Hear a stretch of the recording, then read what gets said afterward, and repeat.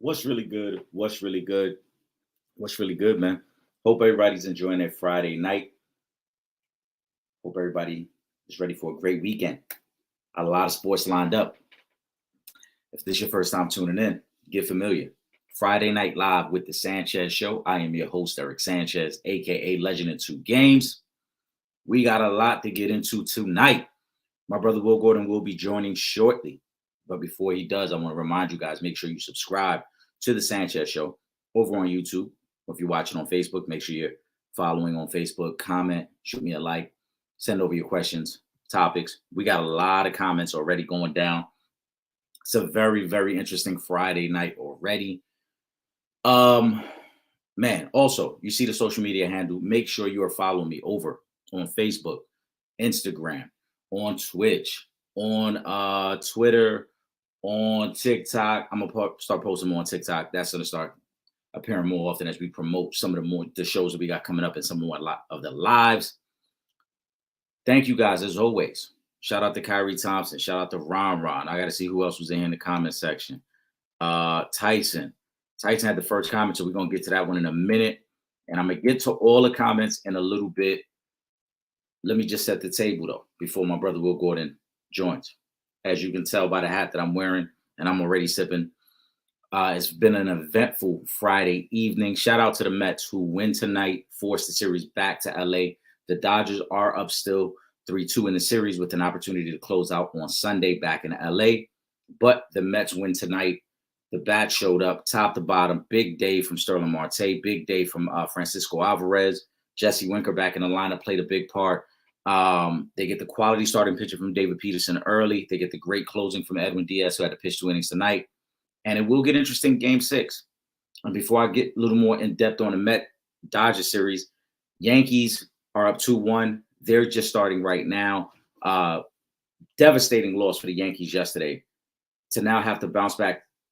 Quick turnaround, playing game 4 in Cleveland, but then also, more importantly, trying to figure out how do you bounce back with these next 2 games in Cleveland as you try to position yourself to take control of the series. I know they're up 2-1, but the emotional wave that the Guardians are riding right now, the fact that the Guardians were able to come back in that fashion against the bullpen yesterday and then win in extra innings, I think it's going to have a carryover effect. Now, I still expect the Yankees to win the series, but I just think things got very, very interesting with last night's outcome.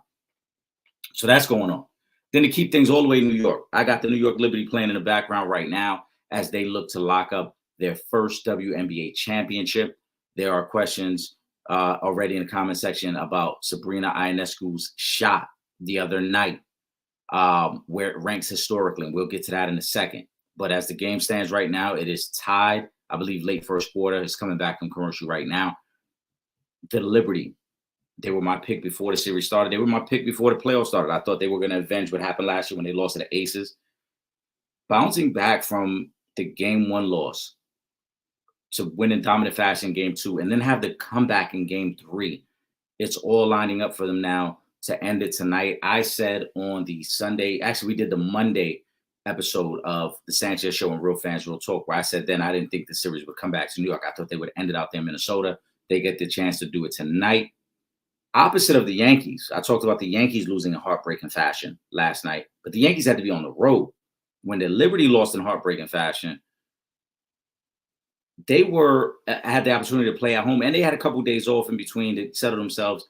And then on the flip, to come back yesterday, and then two nights ago, I should say, and have the comeback win in Minnesota. Those are the type of wins that can uplift you, and those are the type of losses that can devastate you when it happens at home. And then you got to figure those things out again. The Liberty were able to overcome it.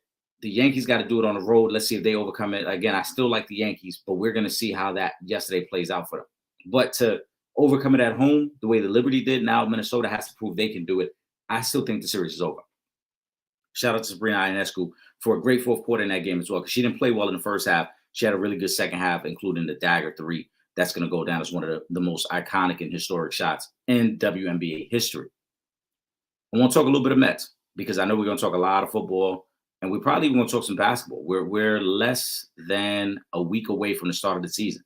The season tips off on Tuesday night, starting out with the Knicks at Boston. highly anticipated matchup of two Eastern Conference rivals. For most of their existence, the Celtics have gotten the better of that matchup. I'm not even talking NBA championships. I'm just talking head-to-head matchups. We know in championships, the Celtics are far and away greater than the Knicks. But in terms of matchups, in my lifetime, I can only think of two. Was it two? I know one for sure, possibly two series where the Knicks beat them in the playoffs. Other than that, Boston has had their number. Boston has always been a team they have chased in the Atlantic Division. And they get the opportunity right out the gate with this new look Knicks team to face up against the champions and to see where they measure up and to see if they truly are a title contender right now or if they're progressing in that direction. I think either way for the Knicks, it's a great opportunity. If they lose, cool. It's the first game of the season. Nobody's gonna, say break this team up. You're gonna want to see what they can do together, playing together for the first time. If they win, it obviously now hope and expectations build.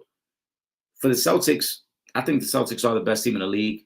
One of the questions we've continued to get on all these lives about could the Celtics be on the cusp of not only possibly back-to-back, but then creating some sort of dynasty? Yes.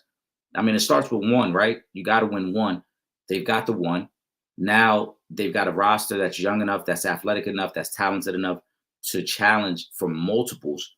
They get the opportunity now to see how they can handle the pressure of being the champions and having the targets on their back. I think they are a phenomenal team.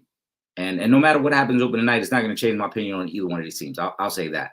I'm just excited to see the matchup early in the season, fully healthy with the expectations, because Boston as champions, they know they have a target on their back, but also they've been hearing all the talk about the Knicks, and the fans have too, right? People have been wondering, is this the best starting five in basketball in reference to the Knicks, and in a way that's kind of undermining what the Celtics are and how great they've been.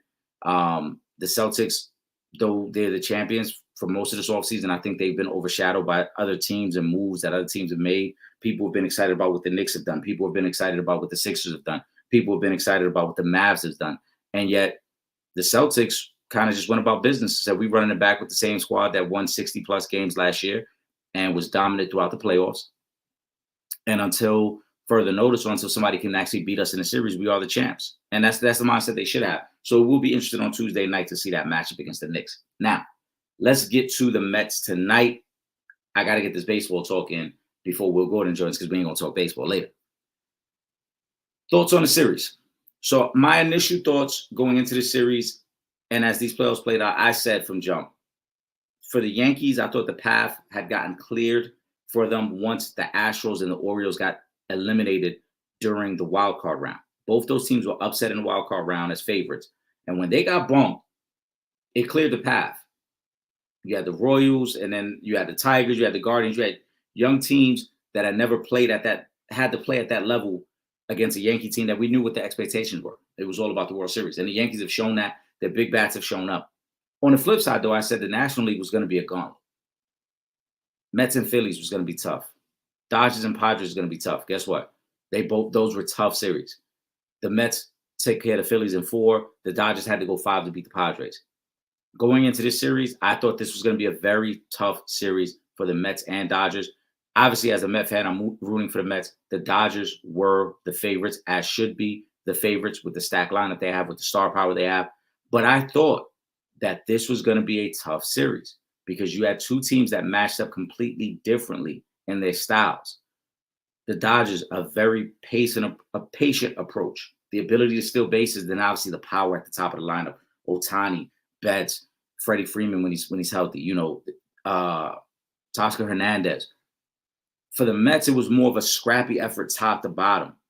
And so what we've seen in this series, even though every game has been a blowout, it's been kind of like when the Dodgers are able to play their way, they win easily. When the Mets are able to play their way, they win easily. And it reflected again tonight. You look at the Mets lineup top to bottom, quality at bats top to bottom. Everyone got involved. And it wasn't just about the home run. Pete Alonso hit the home run in the first inning to set the tone. But then you look up and down the lineup, Marte, 4 hits tonight, right? Lindor being on base in a bunch of different ways, hits and walks. Jesse Winker getting involved. Jeff McNeil with sacrifice flies in his first start in over a month. This is who the Mets are. And I think Game 6 is going to be very interesting because the Dodgers, I've been of the belief that if you can limit what the Dodgers do at the top of their lineup, you have a chance to win. Now, that's not to say you're gonna just beat them because you can limit what they do there, but I think it changes the dynamic of their team and their lineup if you could take away some of that top heavy power. Tonight, you showed Mookie Betts was great, but Otani didn't have a good game tonight. Freddie Freeman did not have a good game tonight. Teoscar Hernandez did not have a good game tonight. Tonight, they really were carried by Mookie Betts and Pages at the back of the lineup. If the Mets can find a way to slow down one of those guys at the top, the Mets have a legitimate chance. On the flip side, what the Mets did tonight didn't shock me because if you look back at last night's game, even though the final score showed 10-2 and it looked as if the Dodgers dominated the Mets, what really happened was just the Dodgers took advantage of their opportunities on the base paths. The Mets left 12 men on base.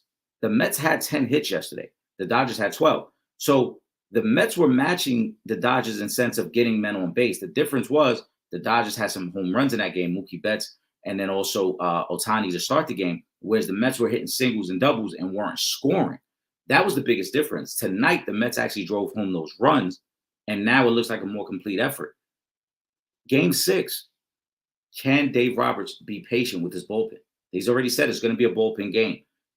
Tonight, he tried not to use too many of his arms. He kind of conceded and waved the white flag early, even though the offense kept trying to bring him back in this game. At one point, when Mookie Betts hit the home run tonight and gets it to 10-6, as a Met fan, I kind of felt like, this is going to be closer than it needs to be, because we had big leads throughout this game, and now somehow it's 10-6 in the 6th inning, and this game is going to get interesting late. The Mets added 2 more runs after that. It never got closer than that. They win comfortably. Dave Roberts never has to exert any of the bullpen arms that he really wanted to use that he's going to try to save for game 6. But this is where it gets interesting for me. If you're the Mets, you got to feel very confident going into game 6. That's not to say you're automatically going to win that game, but you got your best pitcher and Sean Manaea pitching. You're facing a Dodgers team that is trying to get into their bullpen right away. And because the Mets can now carry some of this momentum over now as the road team, knowing we're going to bat first on Sunday, you have the opportunity that if you can get to the Dodgers early, you can kind of throw a wrench in the game plan. Shout out to Will Gordon. Will, I see you. Give me a thumbs up once you're situated and ready.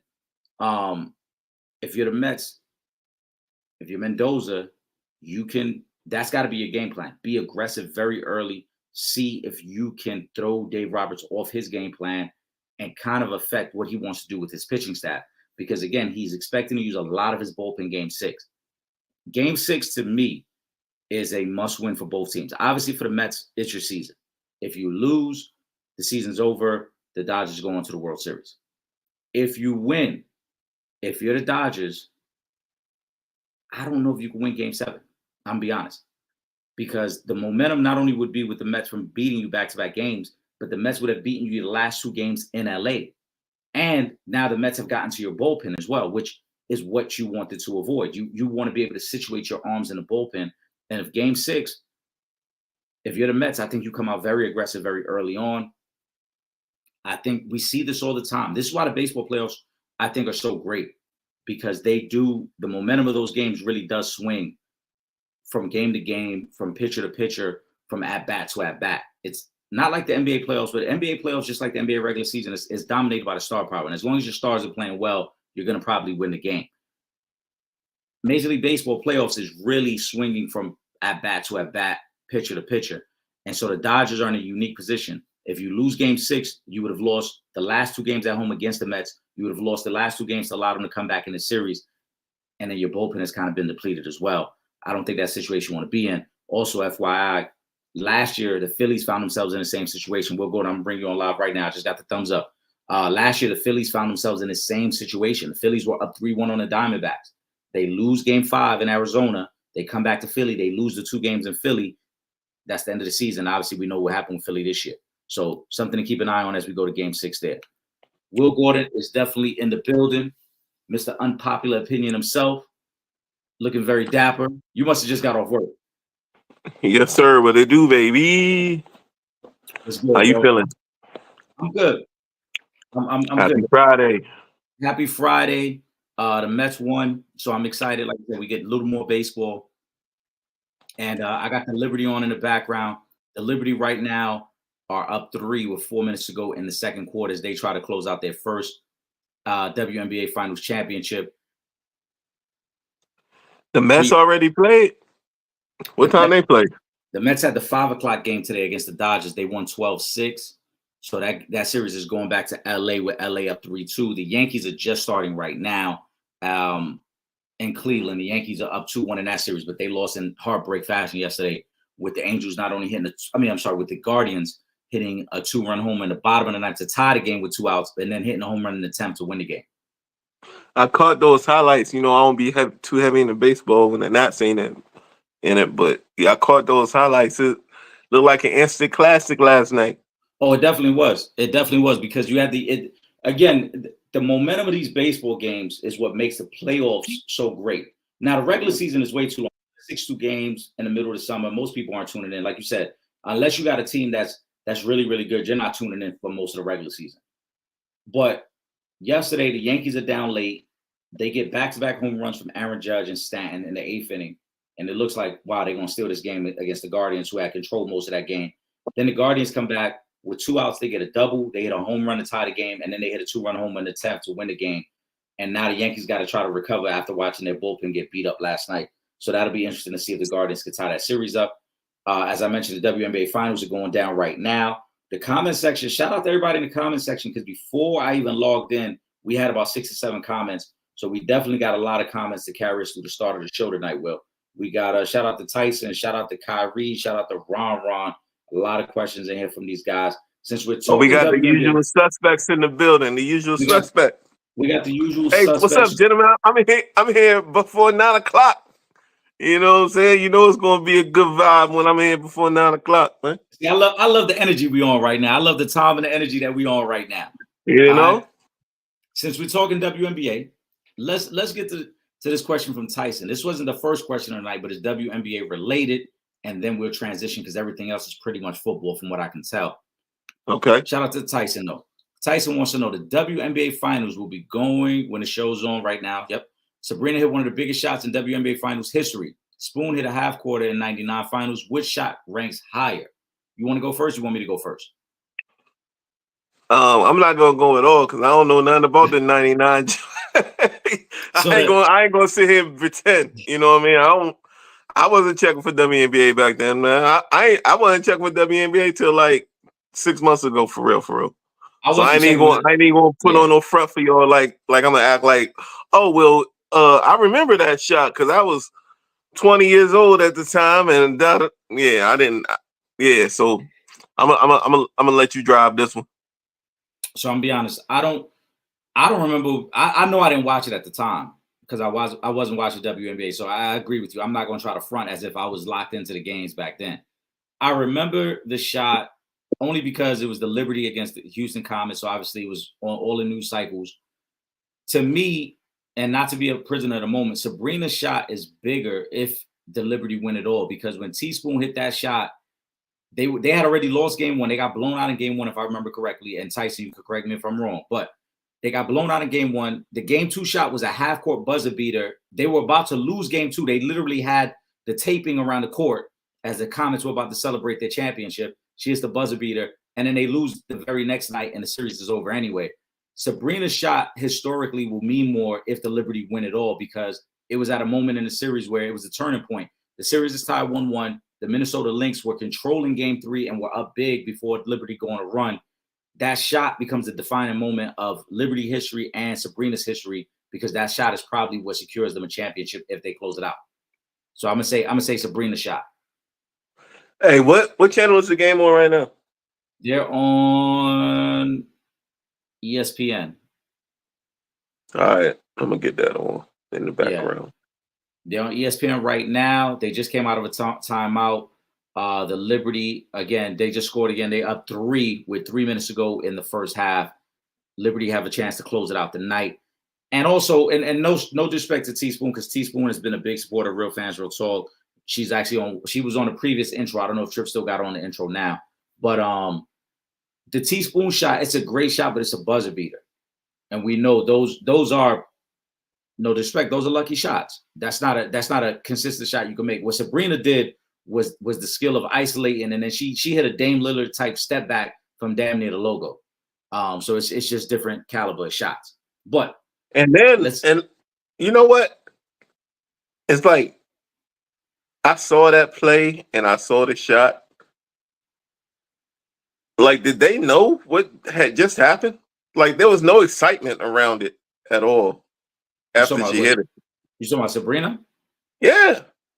Yeah, they kept themselves like she mean mugged it, but they kept themselves calm because it was still a little time on the clock. It wasn't officially at the buzzer. There was still a little time. I know, but come on. Like, you Listen, know what I'm saying? I don't listen even know though. if I saw a high five after that. No, I saw them celebrating. Like I said, they kept their composure though.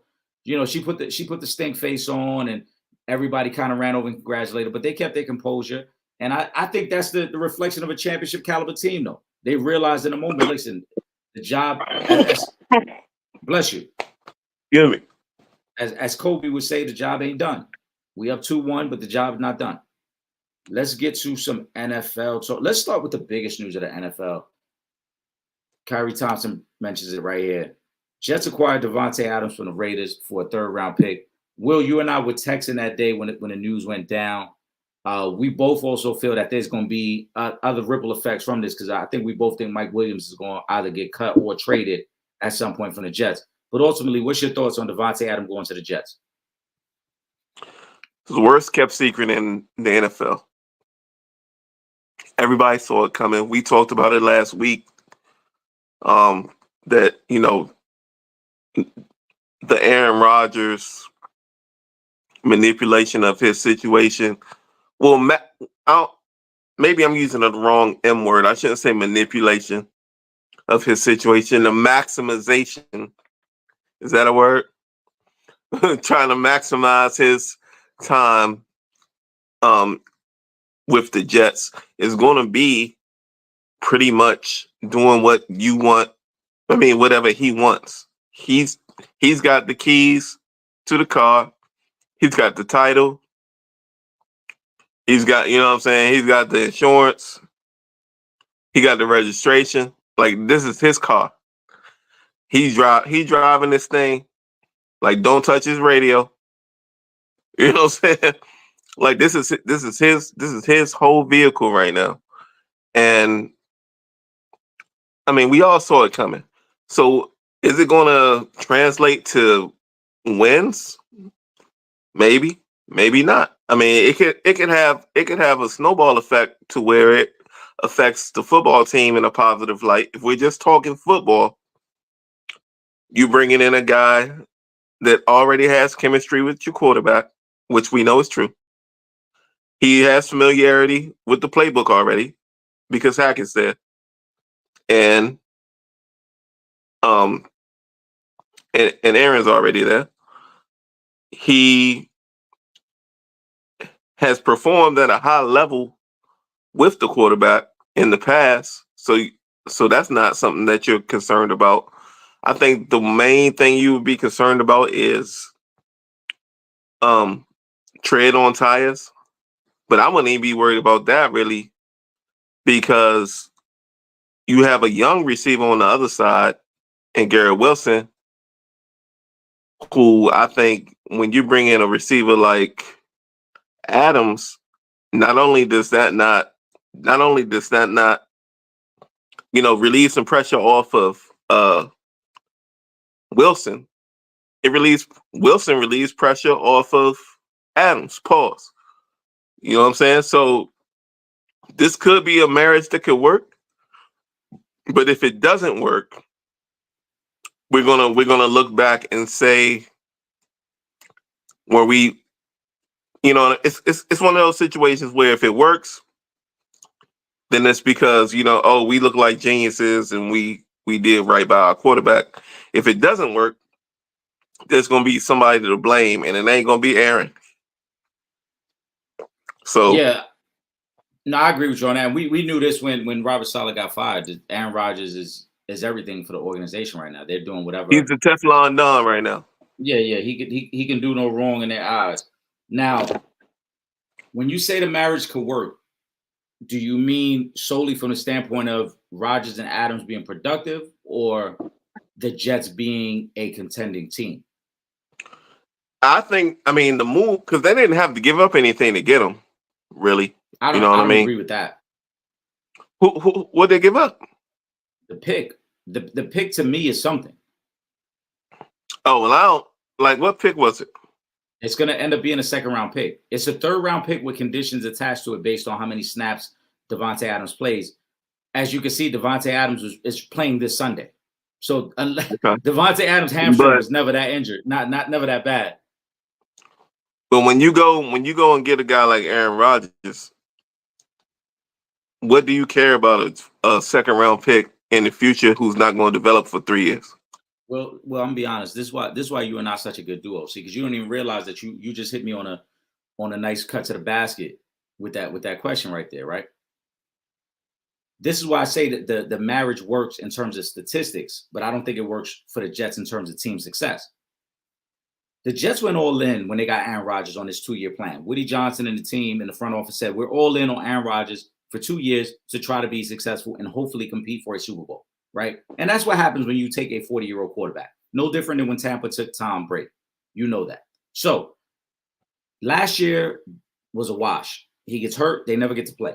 This year, they're 2-4. They felt they had to shake things up. But the reason the pick means something is I don't think Aaron Rodgers is there beyond this season.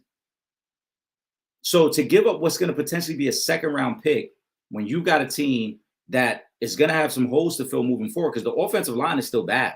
Just because you got Devontae Adams don't mean that Aaron Rodgers now has more time to throw the ball. The offensive line is still bad. The Jets still, though I like their defense, and particularly their secondary, they still got issues on defense stopping the run.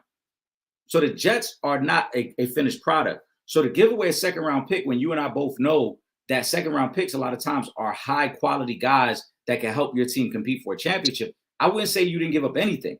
To me, what disturbs me the most about the Jets making this trade was that they didn't make Vegas take any of the money that's left on Devontae Adams' contract. Devontae Adams is still getting $13 million this year and another $36 million over the next 2 years. If Aaron Rodgers walks away from the Jets, what the fuck are the Jets going to do with Devontae Adams? But what I'm saying is, you gotta do the most you can with Aaron, though, right? I think you got to try to win with Aaron. I understand that logic. I just don't like the way they've gone about it. There's ways that you can go about it and be far more strategic. As you said, this was the worst kept secret in the NFL the last 2 years. From the moment Aaron Rodgers signed in the Jets, him and Devontae Adams pretty much been texting each other at 2 a.m. trying to see how they can make this thing happen. They was in a long distance relationship basically for the last year and a half. If I'm the Jets, if Devontae was the guy we wanted, make this trade in the offseason. Make it happen then when I probably could have gave you less for him and I could have finessed it in a way like, hey, look, we know you guys aren't competing for a championship. He wants to really be here. Let's make it happen. But to do it in the middle of the season when right now you're not even a playoff team, that second round pick might be in the high 30s if the Jets don't turn around. They're 2-4 right now. It's not like the Jets are 5-1 and they flying high right now. They're 2-4. There's a real possibility the Jets don't make the playoffs, and that second round pick turns they pushing their chips in though. Of course, and they have no That's choice. That's what they're doing. They pushing their chips in. Shout out to Ron. I'm gonna bring up his question because this kind of leads into what he was talking. His question anyway: Super Bowl or bust for the Jets this season? Of course, the Super Bowl or bust. Because again, they went all in on Aaron Rodgers. Now they've gone and got Devontae Adams. But for the Jets, I don't even think it's Super Bowl or bust. I think it's just playoff or bust. They haven't been to the playoffs in 13 years. It's the longest drought in the NFL. It's the longest drought in North American sports. So Woody Johnson just wants to make the playoffs. But I also think that this is how poor franchises are run, because you make a move that's so short-sighted that you don't even realize you've handicapped your team long-term. If Aaron Rodgers decides, you know what? I'm 41 years old. I want to walk away from the game, and I just want to do mushrooms full-time as opposed to part-time, because we know that's what he'd be doing. He'd be doing shrooms in the off-season. I just want to do shrooms full-time. Then what the fuck are the Jets going to do? FYI, the receiver position ain't the issue with the Jets, because I don't know if you saw this graphic, but the Jets have scored through 6 games with Aaron Rodgers. They've scored the exact amount of points that they scored with 6 games last year with Zach Wilson. Mm-hmm. So Devontae Adams, yeah, he makes you a little better, but you still haven't gotten Breece Hall involved. You still haven't gotten Garrett Wilson involved. I think the Jets. I don't like the trade, especially when you Listen, compare it. let's With, not to cut you off. Let's not talk about the Jets like they're a professionally run organization. They shitty. that's what I This just the said. same thing, This is like because a prime all we example of a focusing poorly on, run. all we focusing on now is this situation. But ain't this the same team that got one of the best pass rushers in the game in a trade in this offseason, knowing he wanted a new contract, traded for him, didn't give it to him, and now he's on the trading block again, and Well, it's never going no, to suit up for this. that's not. No. But that's not entirely true because the news came out this week that Hassan Reddick is pretty much sabotaging his own situation. I don't know if you noticed, or I don't know if you saw it. His agent actually walked away from him. His agent said he'll no longer represent him because Hassan Reddick is not taking even advice from his agent at this point. Hassan Reddick, I don't know what this crusade he's on and what he's trying to accomplish because he is being fined $800,000 a week, Will. I understand that, but before he got traded, he wanted a new deal. Yes. Right? And his so why do you agent, trade for a dude that wants a new deal if you're not going to give him a new deal? You already knew. They've been trying to work with him to get a new deal. That's why I just said to you, his agent even said that Hassan is not even talking to the agent or the team about a new deal. This is all for show. The agent has been trying to work with the Jets to get the deal done. He says when he reaches out to Hassan Reddick, Hassan isn't even responding back. So he don't want to play football no more? That's what it sounds like. Either he don't want to play football or he don't want to play for the Jets. Maybe he just doesn't want to play for the Jets. Maybe that's what it is. But I'm not going to put that particular thing on the Jets because now that the agent has walked away and said what he's had to say about it, I kind of feel like it was a no-win situation. If the agent is saying, the agent himself has come out and said, I spoke to the Jets several times with new contract offers for Hassan, and he won't even respond. So if the agent is saying that, I don't know what else are we supposed to take it as because the agent is trying to get you the money and you're not even responding to the agent. All right. Well, yeah, because that's not the way I read it. It was the way I was seeing it was like he went there expecting to get a new deal and then they reneged at the end. From everything I've heard, and I think even Adam Schefter earlier this week reported that the Jets were still willing to talk with him about a deal, but he won't respond. He will not respond. And that's why the agent walked away because the agent said there's nothing else I can do. If he won't respond, if the Jets are sending me offers and saying, hey, we're willing to do this with this guarantee money, we're willing to do this with this guarantee money, and he's not even responding, what can the agent do? Because he can't make the decision on behalf of Hassan Reddick. And like I said, the weirdest part of all is that Hassan Reddick isn't even showing up and is willing to take an $800,000 fine every week. I don't understand. I don't see how he would think, not you, how he would think that's going to help the situation when it's like, I'm losing damn near $1 million every week, and I don't even want to pick up the phone to talk. That's why I don't believe that part of it. What reason would his agent have to lie? Because if he's misrepresenting him and is not being able to get him the deal that he should be able to get him, he gonna make himself look better. Like I don't know who this agent is. Like who else does he represent? You know what I'm saying? Sure. I mean, it's not like I'm just vouch because he's an agent. No, I didn't say that. We don't know him personally. Will, you don't know him, I don't know him. But no, I'm just saying it's not like just because his agent said this or that don't mean he got a good agent. Maybe his agent was shitty. So what if it's Drew Rosenhaus? What if it ain't Drew? We know that. I'm just saying, what if it was? Would it make it any better? If it was a good agent that has skin in the game and has got a reputable history in the game, then that's way different. But I don't know who this agent is. You know what's crazy? Everything I love. I didn't even notice. He actually is it Drew Rosenhaus? Drew Rosenhaus. Well, all right, then. No. But hold on. No, you didn't let me finish. He just hired Drew Rosenhaus. I'm trying to see who the previous agent was. And the Jets also came out this week and said they're willing to trade Hassan if that's what he wants. But again, he's not responding. So this seems like, listen, and this might be a situation where both of us are right. You might be right. Maybe he went there thinking, hey, we're going to make this deal happen at the number that I want. Maybe the Jets looked at it like, no, we're willing to negotiate and try to get you something close to the deal you want. But it's a negotiation.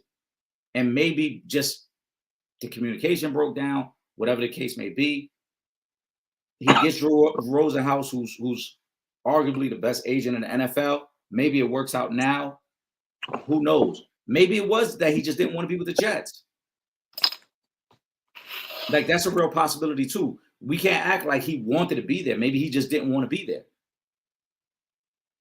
I just really feel like, outside looking in, I feel like the Jets fucked this up because they, like Hassan Reddick, before the trade went down, everybody knew he wanted a new deal. So why are you trading for a player that wants a new deal, that wants to, out of his old situation to get a new deal, and then you trade for him and don't give him a new deal? Like, you acquired somebody else's headache because that's what the last team was dealing with, because he wanted the long-term money and they weren't giving it to him. And now you're like, well, what made you think that he'd be willing to just settle for y'all? Like, I'm not putting that on the player at all. I'm not putting that on the player because I don't see that everybody knew what the player wanted. Right. But we can't do that either. At least I'm not. I'm not going to say that there's no blame on Hassan Reddick. At the end of the day, because at the end of the day, it's still business and it's a negotiation. You go in there knowing, all right, yeah, you traded for me. Okay, we're going to negotiate. That doesn't mean that you got to get everything you want. That's it ain't everything. He wanted one thing, a new deal. All right, but hold on. So let me ask you a question. So if he said my new deal has to be $20 million a year, and the Jets say no, but we're willing to do 15, isn't that a negotiation? That's how you negotiate. But do we know that happened? No, of course. All this is hypothetical, Will. All I've heard is ever since he got moved there, they said you playing under the contract that you are signed to right now, and that's it. That's all.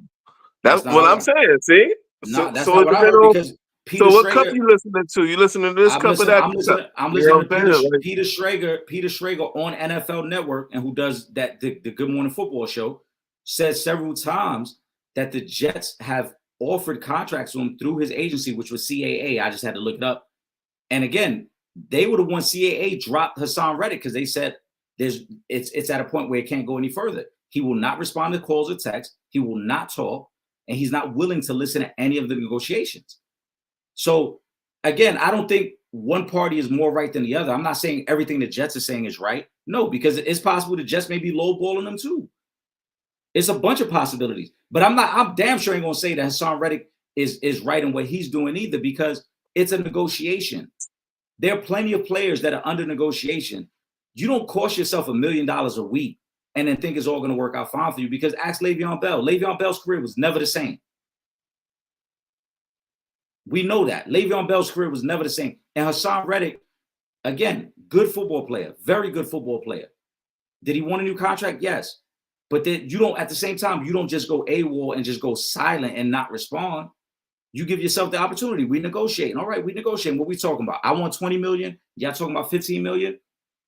Let's meet somewhere in the middle. Let's get the guaranteed money down. Let's figure those things out and we can negotiate. But I can't sit here and just say I'm not going to respond just because I'm not hearing everything that I want to hear from you, because then that's not a negotiation.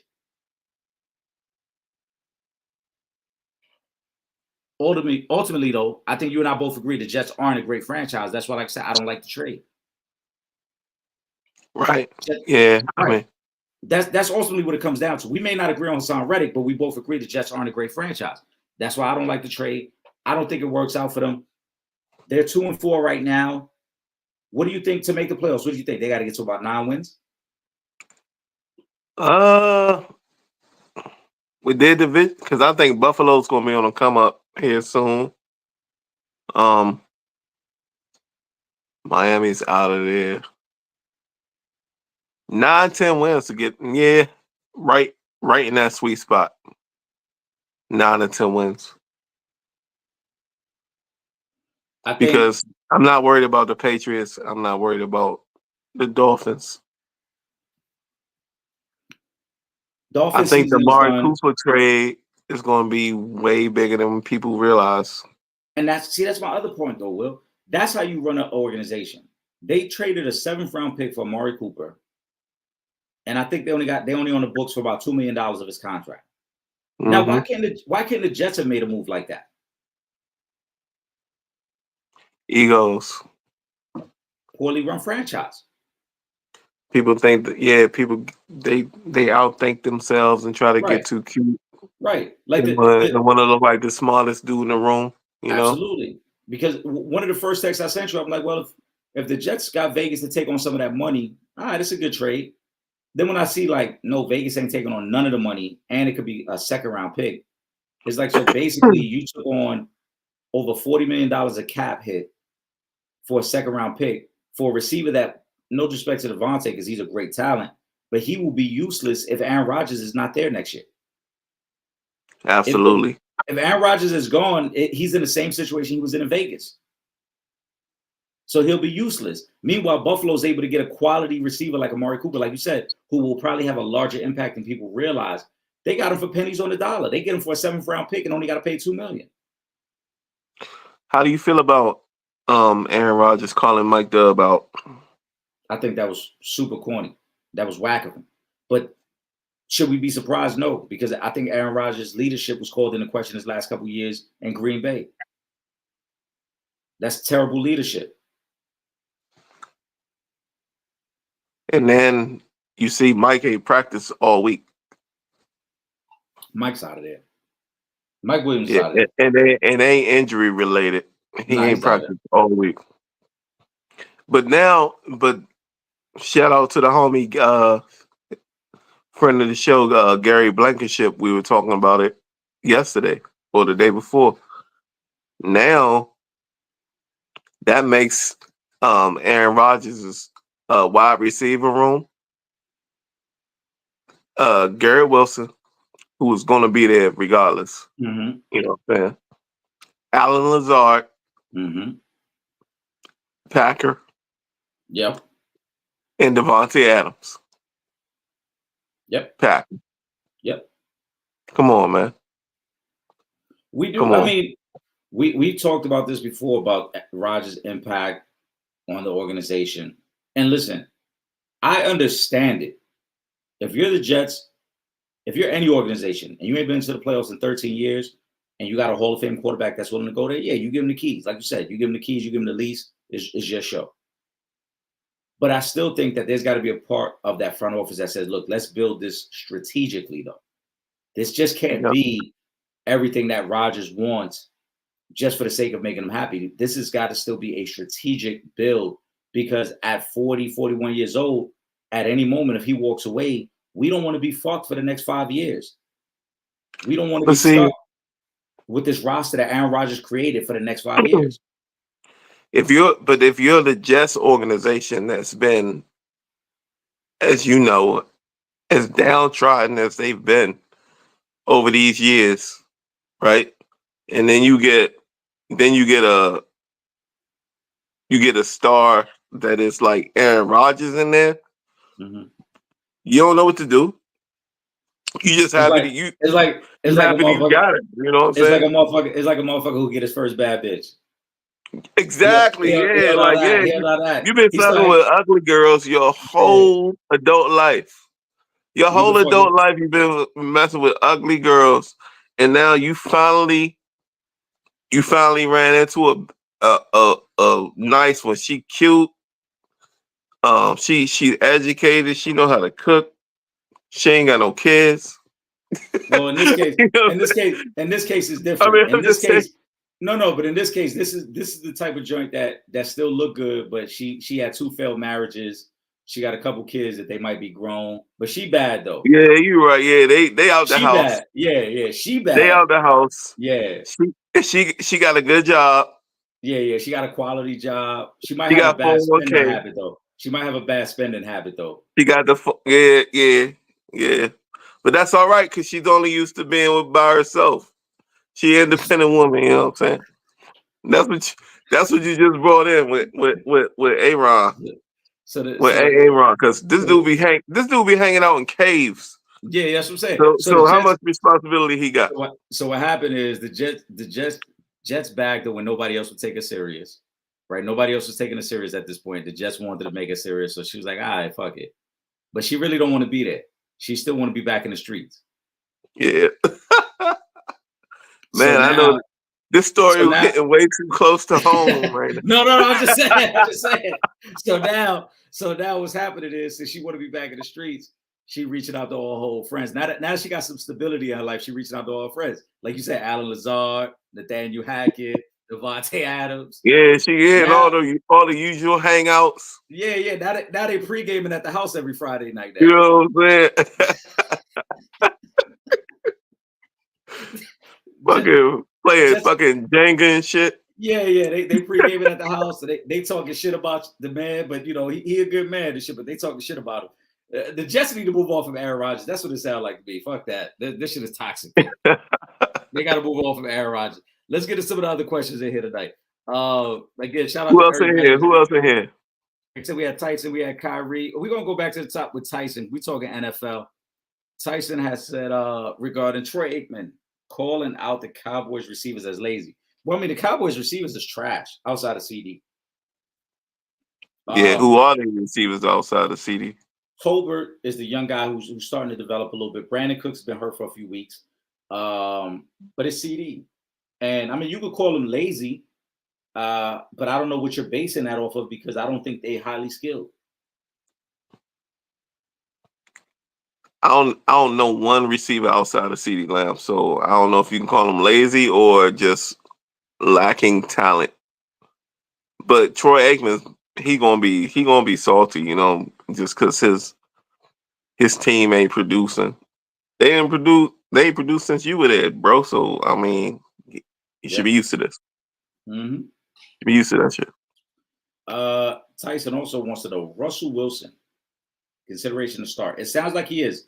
I don't know if you saw the clip from George Pickens where he kind of let the news out that Russ been working with the first team in preparation for his start on Sunday. What's your thoughts on that? And I think that ties into another question we had in here about Tomlin.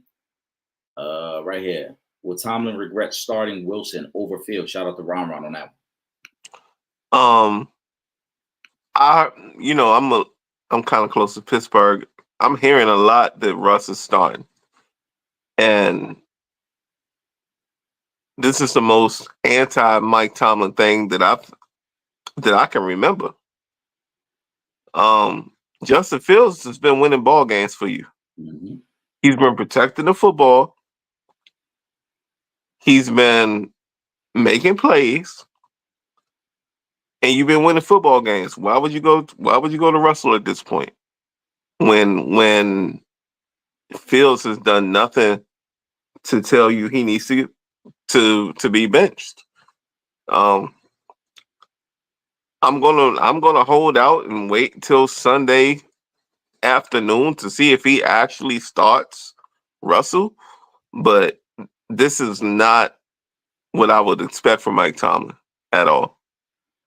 Yeah, I agree. I don't want to say he'll regret it. I think Mike Tomlin has earned enough respect to make this type of decision.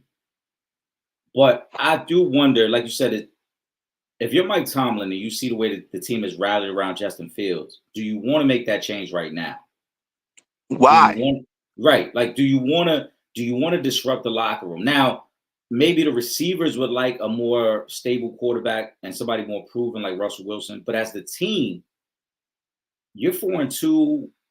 You're probably a couple plays away from being 5-1, maybe even 6-0, because they've been competitive in all their games. They lost the Dallas game late. They had the ball late against the Colts with a chance to win. They've been like every game, even the ones they've lost, they've been right there. So I want to see how this is going to affect the locker room. And the irony of it, we spoke about the Jets. The Jets play them this week, and we're gonna learn a lot about one of these teams in their game, because we're gonna see whose locker room has really changed through the changes that we've seen. The Jets bringing Devontae Adams, the Steelers plan on starting Russell Wilson. One of those locker rooms is going to be different after this game on Sunday. And I hope it's not Pittsburgh because I think Pittsburgh has great potential. I think that defense is really, really good. So we'll see. And see, this is why I don't believe Tomlin would do this. Say you do put Russell in there, and he shits the bed. Now you got to go back to Justin. Yeah, and I don't know if you can do that. Exactly. Yeah. That's what I'm saying. That's why I don't. That's why I'm not buying into this. I got to see Sunday when they take their first snap who's under center, because I don't. I think Tomlin's smarter than that. Why even? It's not worth the risk at this point because the young boy's been winning you football games. He hasn't been turning the football over. So why would you run that risk just to force Russell in there? I wonder, especially when both of y'all ain't making no money. You making both of y'all making like $2 million. I wonder if these are the Steelers' next 3 games. They get the Jets this week, then they get the Giants next Monday night, and then after that they come to DC to play the Commanders. After that 3-game stretch, though, they have 4 straight within the division. And I wonder if he feels like Justin Fields isn't good enough to get him over the hump of Baltimore. And maybe he feels like we're going to use these next 3 games to try to get Russ ready. Like I said, I'm just hypotheticals because that 4-game stretch, not to say that these next 3 games don't mean anything, but that 4-game stretch within the division is really going to determine if they're a playoff team or not. Mm-hmm. Those are, we know that the games against Baltimore, Cincinnati, and Cleveland, their outcomes in those games are going to what's going to determine if they're a playoff team. And maybe he feels like, look, our defense is good enough. We can win now, even if Russ isn't great. But I need better quarterback play by the time we get into November against those divisional opponents. Maybe that's how he's looking at it. Maybe I'm going to stand out and say that he's making a mistake. I think I think he is going to regret starting Wilson over Fields. If he does go that path, I think he will regret it. We're going to see. Let's see what else we got here. Kyrie, he wants to know. It's the marquee game on Sunday. It's the 4:00 game. Kansas City at San Francisco. Rematch of last year's Super Bowl. Rematch of 2 of the last 5 Super Bowls. Any chance Purdy outplays Mahomes? Yes. I was going to say I think Purdy does outplay Mahomes because the Chiefs are a different team in terms of how their production is now. They don't light up the scoreboard anymore. They're more defensive oriented. The 49ers are healthy. I've got the 49ers winning this game.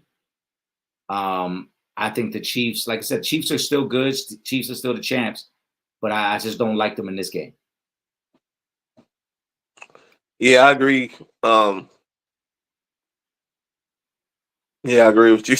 I was trying to think of something witty, but no, I agree 100% with you on that. Like, the Chiefs, first of all, they due for a loss. That's the way you would look at it. That too. You know what I'm saying? That too. They do. The game's in San Francisco, right? Yes. And as far as I know, San Francisco's defensive line is 100% healthy now. When I looked at the injury report, and I'm bringing it up again now, the 49ers had no significant injuries. Yeah. Both of them boys gonna be common pause. So it's gonna be.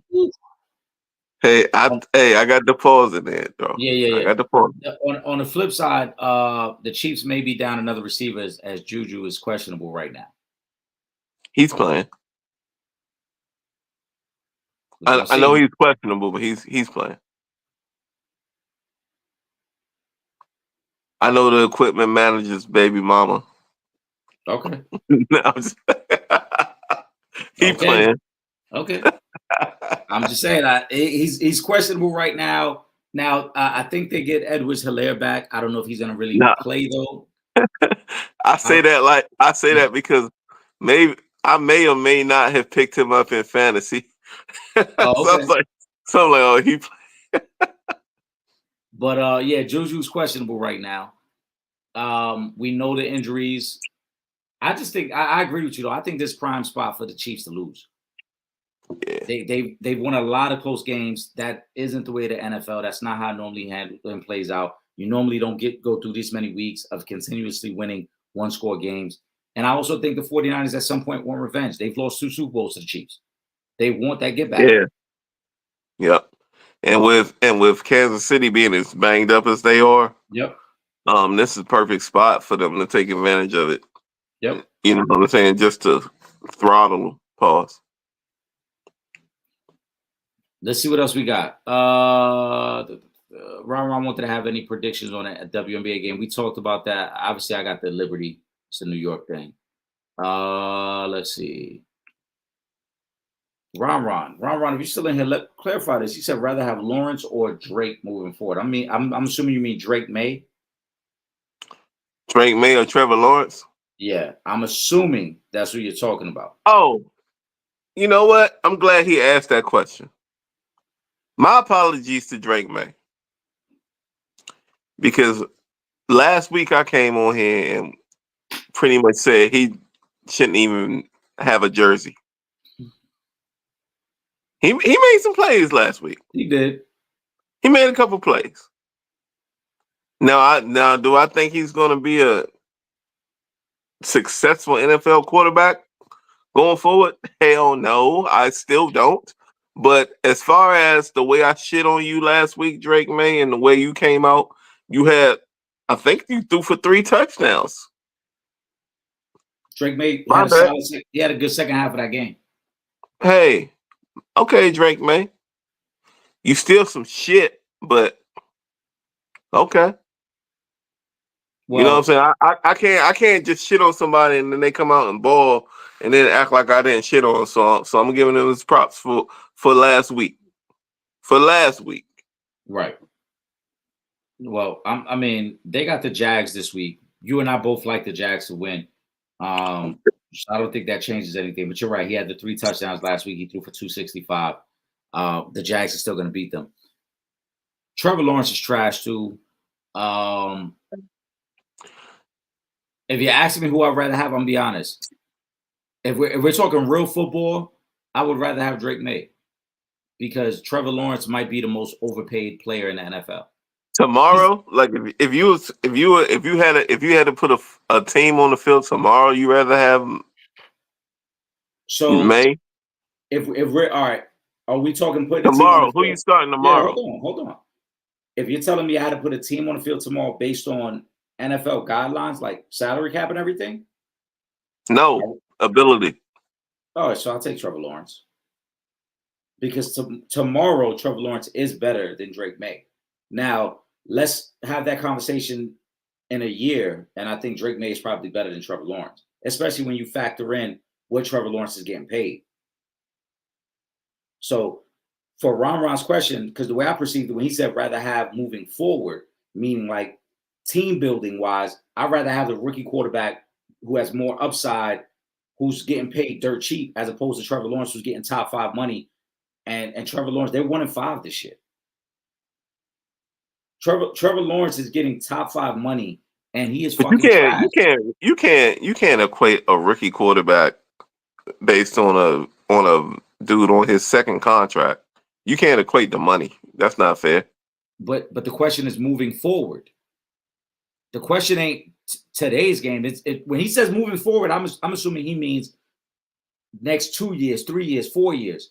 I'd rather have the rookie quarterback on that contract that I can build around as opposed to Trevor Lawrence. We see what Trevor Lawrence. Yeah, you can say that. Yeah, you can say that. That's what I'm saying. Yeah, but if you're telling me, we got a lineup tomorrow, salary's not included, we got a line. Yeah, of course, Trevor Lawrence tomorrow. But I think even by the end of the season, we probably gonna like Drake May more than we like Trevor Lawrence. Trevor Lawrence is trash. You know what? Spencer Rattler is fucking trash too, by the way. And the NFL should have to reimburse us for the time spent even having to watch any of that game yesterday. Now, I'm gonna be honest, Will. I maybe only watched 5 minutes. I maybe only watched 5 minutes of that game. I'm not gonna lie.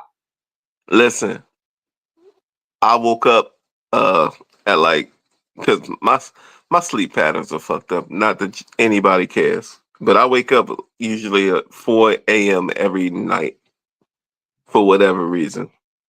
And I woke up at 4 a.m. last night and opened up my fantasy football app. And when I woke up to 40 points from my defense, because I had the Broncos defense against Spencer Rattler and them Saints. Golly. Hey, Hey, when you wake up to a 40-point start from your defense going into the weekend in fantasy, you're like, yeah, go ahead and give me that dub. I knew Spencer Rattler was gonna be trash. He's great value, Patrick Mahomes. He's like if you got Patrick Mahomes from Temu, and I wasn't rocking with him, so I already knew they was gonna shit the bed. They did. He's not a starting quarterback in the NFL at all, and it's laughable that they even put him out there. Yep. If the tight end that they have that plays quarterback sometimes, Taysom Hill. Was he still hurt? Yep. That's the only reason he didn't play. Oh, because I was about to say he'd have been a better starting quarterback than what they putting out there right now. And remember week like 2 or 3, everybody was talking about the Saints.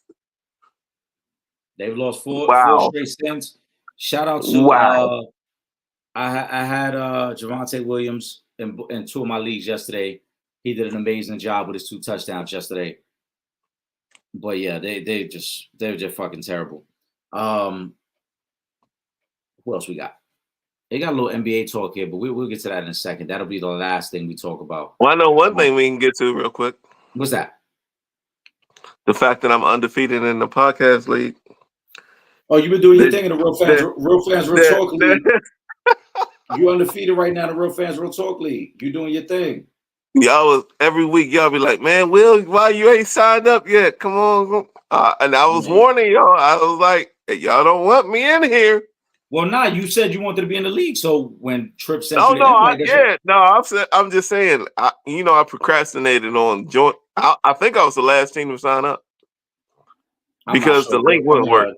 The link wouldn't work. I'm not sure. Tripp handles all that, but yeah. But you doing your thing. You doing your thing. Y'all should have never gave this nigga money. Let's see again. Now, don't get bumped in the playoffs, and then these clips don't age well. Hey, I'm gonna talk about shit right now because I'm undefeated in week. What is it? 7 weeks in? We going into week 7 this week, right? I'm gonna talk my shit though. I'm gonna talk it. Okay. I'm gonna at least whisper. What's your give me one game that you really like this week? Obviously, we talked about the Niners Chiefs, but give me one game that you really like this week. Shit, I don't got the fucking lineup in front of me right now.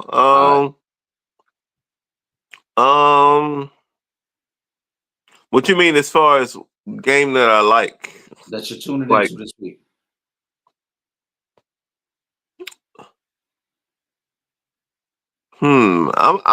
Let me think. Who's Washington? Oh, who Washington got this week? The Commanders got.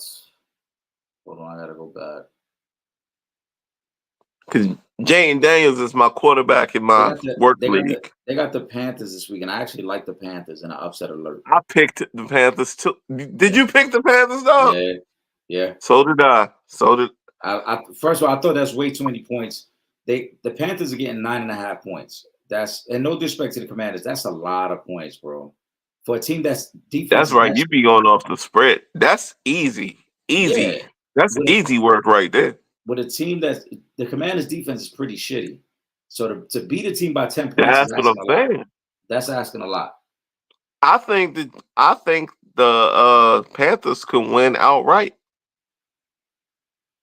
I think Andy Dalton can go in there and hit him for 3 touchdowns and win that football game.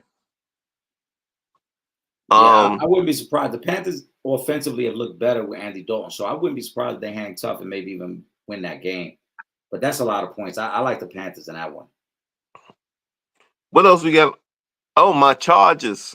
We play. We got Arizona. Y'all play Monday Arizona, night, and is Marvin 9 playing? p.m. Eastern time. I gotta check. Is Harrison playing in that game? Yeah, he's good.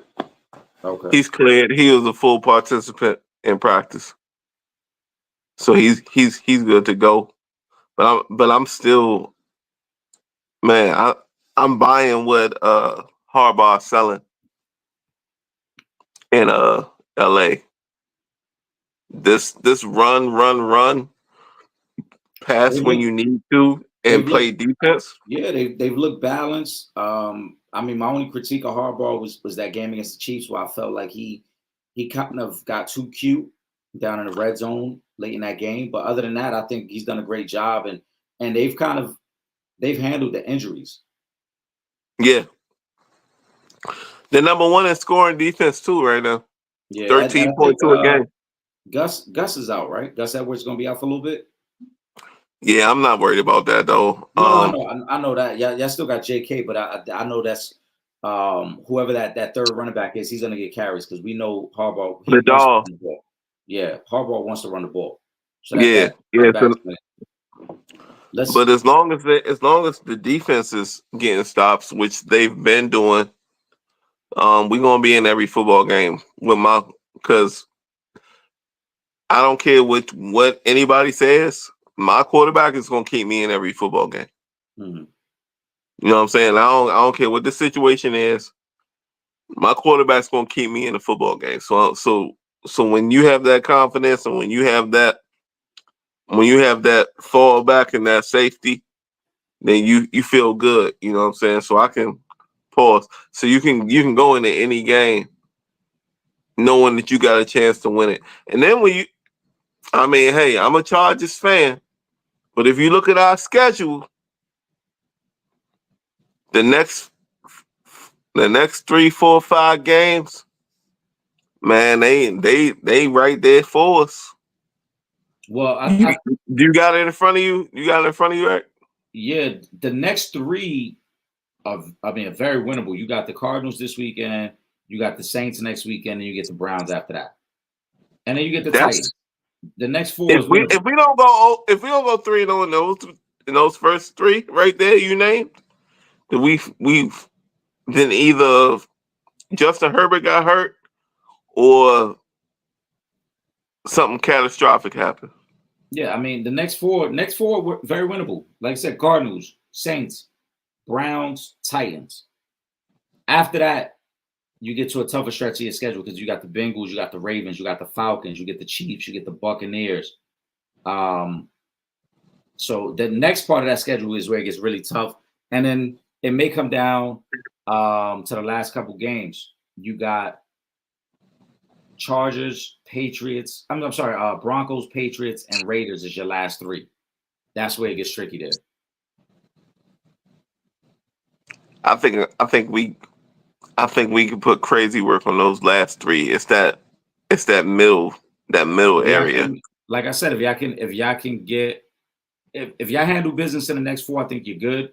You handle business there, you'll be 7-2 heading into that tough part of the schedule. Seven Yo, and two at that point, I think seven you're and two. If again, but if not my not to get too Chargers, far ahead. You gotta handle business in those games. but if this Chargers roster is 7-2, man, I can't complain about nothing. I'm gonna come on here. I'll come on here butt naked with a Pause. bow tie on. Pause, bro. No, I'll we're be not having that. No. We good. We good. We good. We good. Now, just because seven you and said that, two, dog. I'm I'll gonna be be honest. I'll be Just because you said that, now I'm rooting for the Chargers to lose one of these games. Just lose one of these. They got to lose one of these games now. We can't have you on here like that. Shout out. Yeah, I don't know who. Yeah, I don't. Shout out. Who's this? Pico Wawa. She said, "Please do not come on here butt naked." Holy shit. She new to the show. Appreciate that. Who's that? I have no idea. And yes, I do. She asked if I have dimples. Yes, I do. Thank you for tuning into the show. Damn, okay, E. I don't know who this is, Diggs. We good, man. Hope you're doing well as well. His name's Eric. He a Capricorn. No,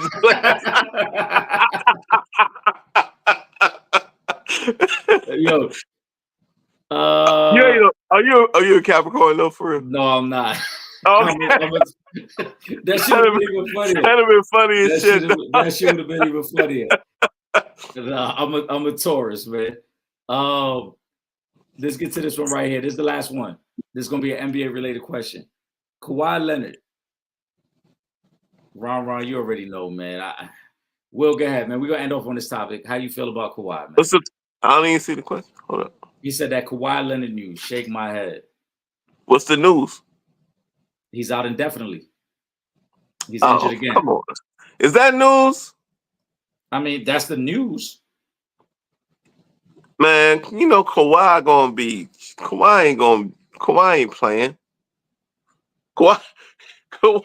Kawhi, listen, I went to school with dudes like Kawhi, man. Kawhi was the dude that was just better than everybody, and the game didn't matter. Like he played because he had to, because everybody expected him to. Right. You know what I'm saying? Like he didn't care about the game. It's just everybody was like, "Oh, dog, you got all this ability. You gotta play. You gotta play." He go out there and be like, "All right." Funny,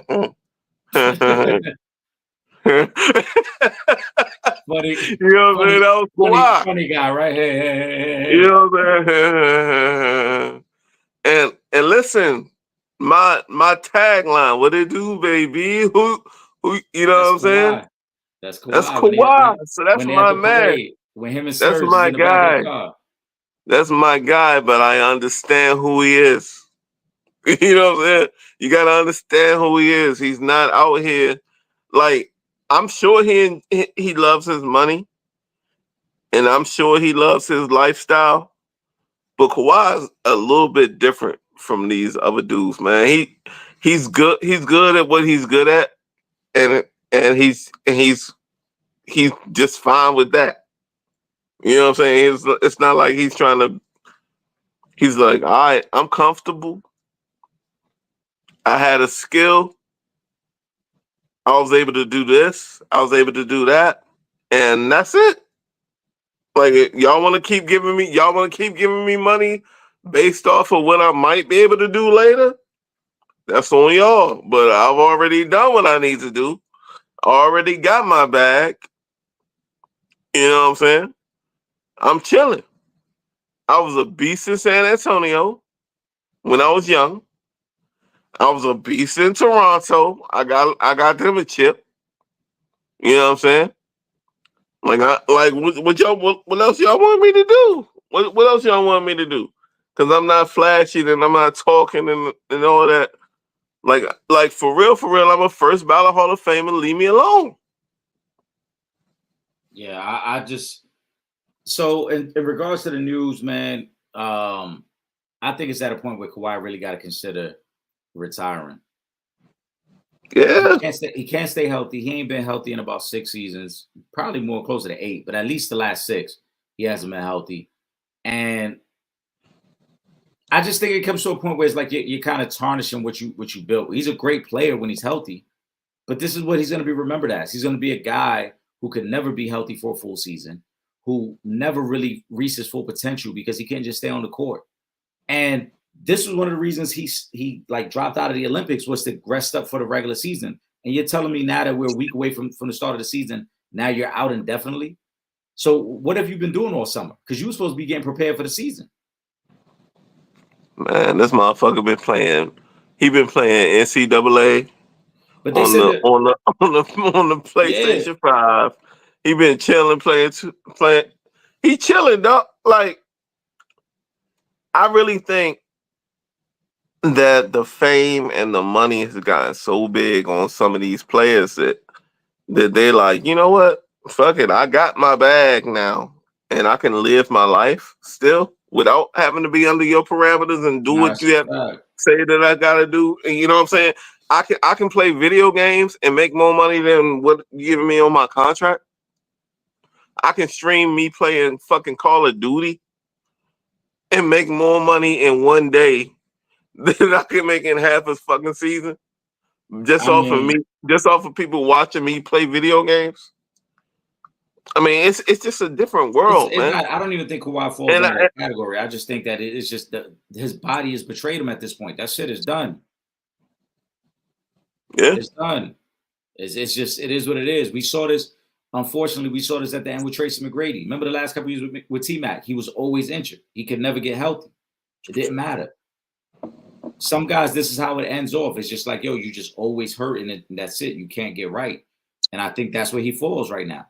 I give him a lot of credit for what he was able to do when he was healthy, but he hasn't been healthy for a long time. dude, if Kawhi Leonard today started a stream of whatever, he probably make $5 million tonight. Of course. Just tonight.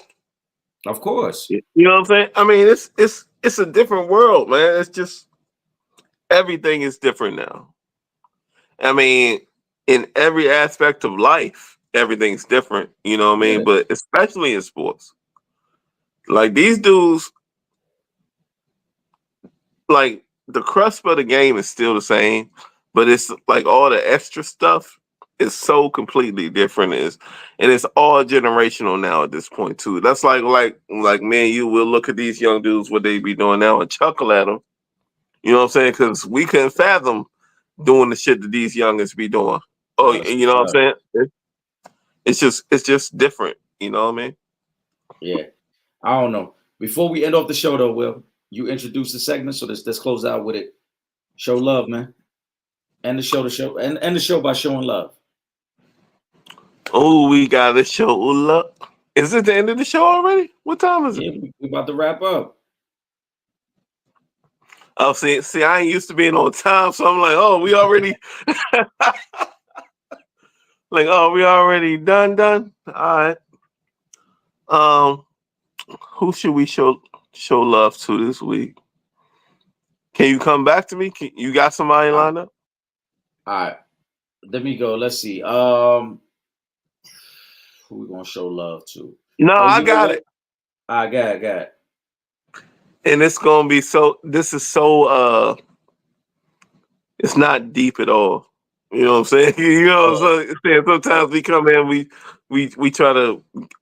Yo, shout out to. All right, this is gonna seem a little bit layered. Shout out to cinema.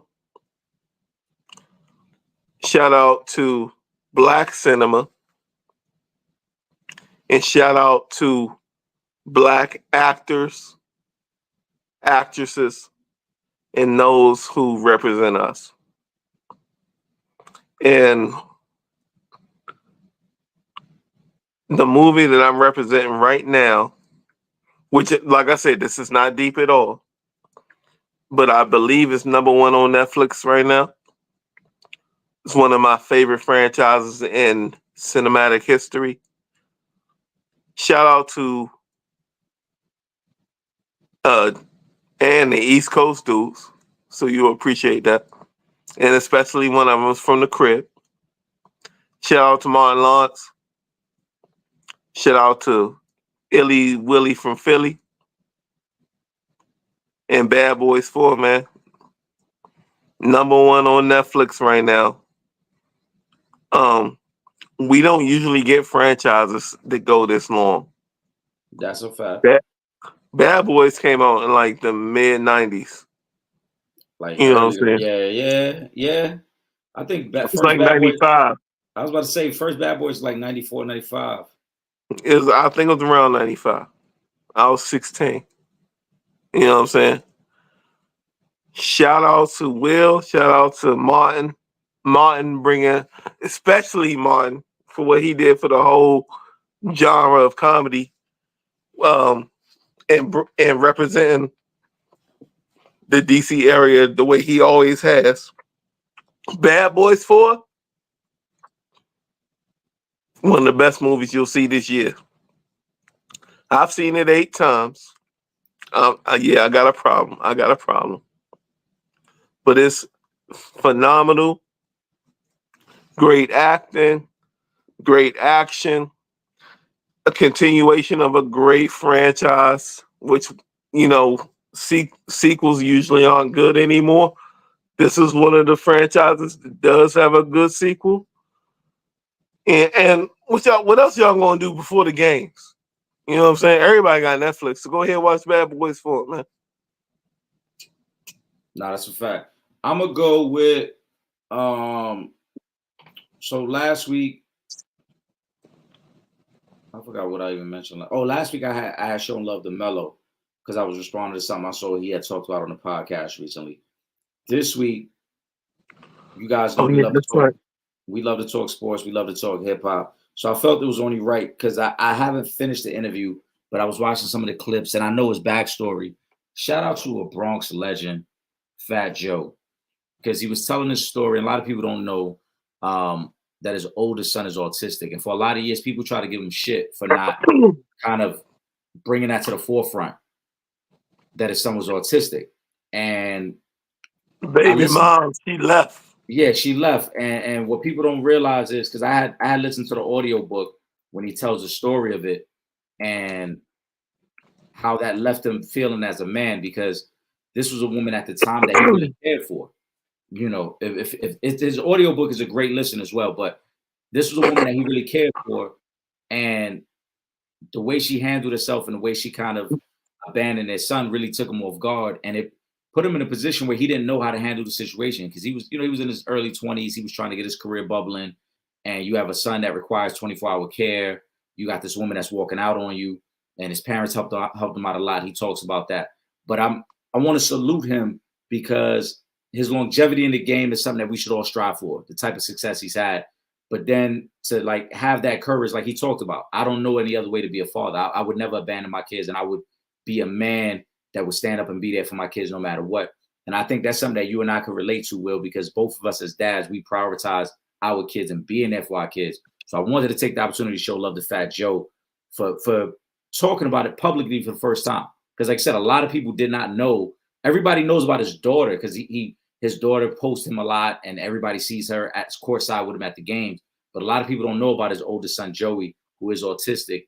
And a lot of that had to do with Fat Joe understanding that this is a cruel world, bro. We see it all the time. People will pick at celebrities' kids and talk shit to celebrities' kids as if they have any control over their circumstances. And so he chose to protect his son from the world, and I commend him for that. Now, this was on Shay Shay, right? Yeah, this was on Club Shay Shay. Yeah. Shout out to Joe. I actually met him. Yeah, we actually, and I told you about that, right? Yeah, the crazy thing is, you had talked about it when you met him at the All-Star weekend. At the All-Star game, One of the questions on the live on Monday was about if we had ever met Fat Joe. Me being from the Bronx. Oh wow, I missed that. Yeah, no, that's when you had responded. That's when you talked about meeting him at the All-Star game. You had put it in the comments section. But I thought it was dope that then this came out. Well, let me know. I think you might have froze, bro. Yo. I think Will froze. We're going to get ready to wrap up for my brother, Will Gordon. I am Eric Sanchez. We are the Opinionated Ones. Make sure you guys subscribe. Every Friday night, we're live on Facebook, YouTube, and Twitch. You see the social media handles. Make sure you are following us on social media. Shoot us a like. Shoot us a comment. Make sure that you're locked in with us. We'll be back next Friday night. I hope everybody enjoys their weekend. Again, for my brother, Will Gordon, I am Eric Sanchez. This is the Opinionated Ones. It's part of the Sanchez Show, Friday Night Live. We out of here.